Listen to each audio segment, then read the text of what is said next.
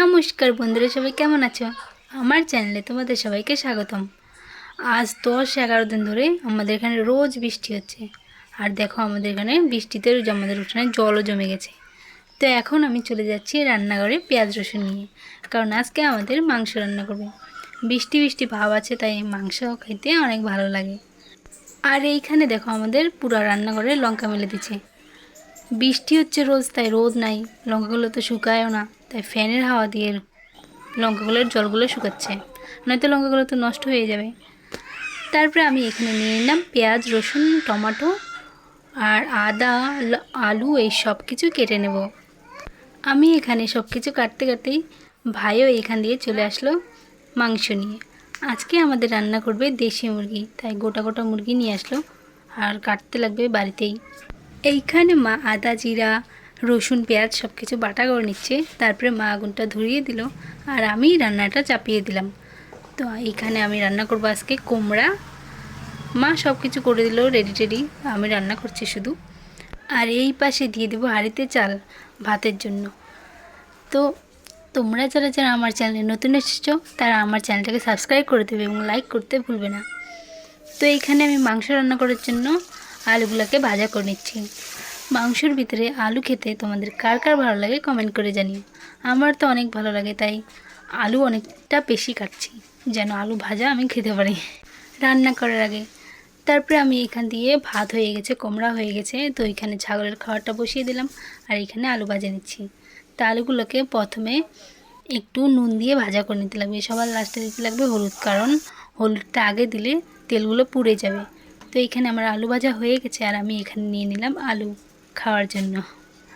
গরম গরম আলু অনেক ভালো লাগে, মাংসের ভিতরে এই আলুটাই তো বেশি টেস্ট লাগে। তো এইখানে মা সব কিছু বাটা করে নিচ্ছে, মাংস টাংস ধুয়ে আনছে। তো ওর মধ্যে আদা বাটা আর অল্প একটু রসুন বাটা দিয়ে ওগুলোকে নাড়ে চাড়ে মিক্স করে অনেক সময় ধরে ঢাকনা দিয়ে রাখবো। তারপরে তেল যখন গরম হয়ে যাবে, ওর মধ্যে ভাজা করে নেবো পেঁয়াজ।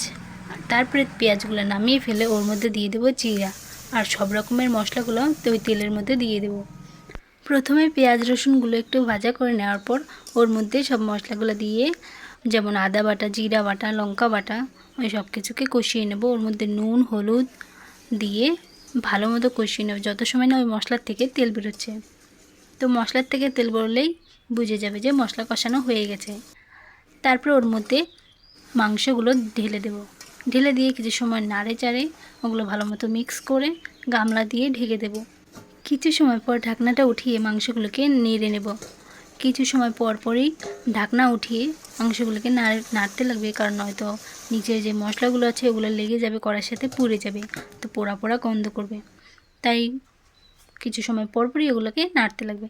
তারপর এগুলো যখন কষানো হয়ে যাবে, ওর মধ্যে দিয়ে দেবো টমেটো আর রয়েছে আলু ভাজাগুলো। তো ওইগুলো দিয়েও একটু সময় নাড়াচাড়া করে ভালো মতো মিক্স করে নিতে লাগবে, যেন ওর ভিতরে সব মশলাগুলো লাগে যায়। তারপর ওর মধ্যে ভেজে রাখা পেঁয়াজগুলোও দিয়ে দেবো। দিয়ে এগুলোকে কিছু সময় নাড়াচাড়া করে এইখানে মা কতটুকু ঝোল লাগবে ওই ঝোলটুকু জল দিয়ে দিল। তো এইখানে জল দেওয়ার পর ঢাকনা দিয়ে কিছু সময় রান্না করতে লাগবে, তারপরে হয়ে যাবে মাংস রেডি। তো এইখানে অনেক সময় পর ঢাকনা উঠিয়ে দেখি মাংসটা প্রায় হয়ে আসছে। ওর মধ্যে দিয়ে দেবো গরম মশলা দিয়ে ঢাকনা দিয়ে 2-3 মিনিট রান্না করলেই মাংস রান্না করা কমপ্লিট।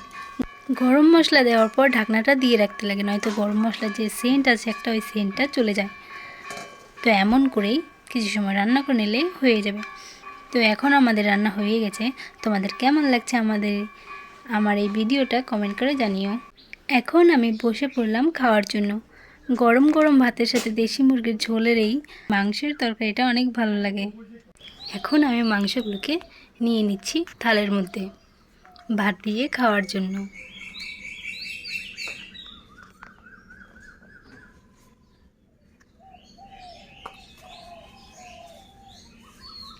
আজকের জন্য এতটুকুই, দেখা হচ্ছে নেক্সট ভিডিওতে। তত সময়ের জন্য বাই বাই।